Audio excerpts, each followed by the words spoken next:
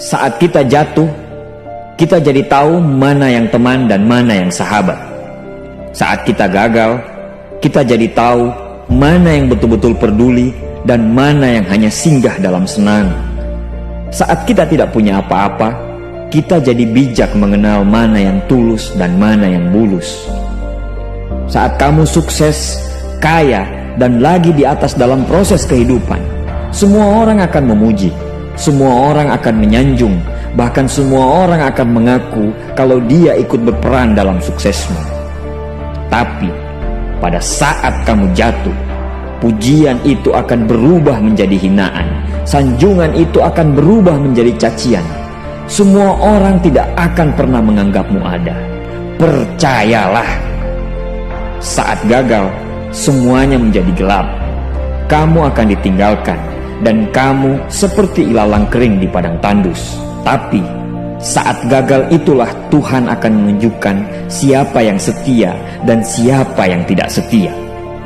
Kawan, saat-saat gagal itulah pilihan kita cuma ada dua: meratapi kegagalan dan membiarkan semuanya menjadi kalah, atau kamu bangkit dan menjadikan kegagalan itu sebagai acuan untuk bangkit dan terus bangkit.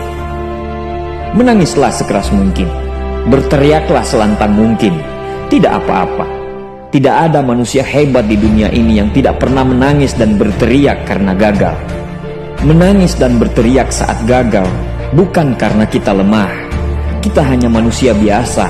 Kita bukan malaikat. Tumpahkan semua kesedihanmu dalam setiap doa-doamu.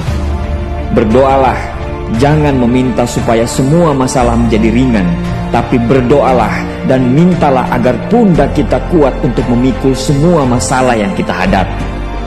Ketahuilah, Tuhan menciptakan masalah selalu beserta solusinya. Tapi setelah itu, kamu harus bangkit. Kamu harus jauh lebih hebat daripada sebelumnya. Kegagalan adalah guru terbaik yang akan mengajarkan kita untuk bangkit kembali dan mengetahui hal mana yang perlu kita hindari di kemudian hari.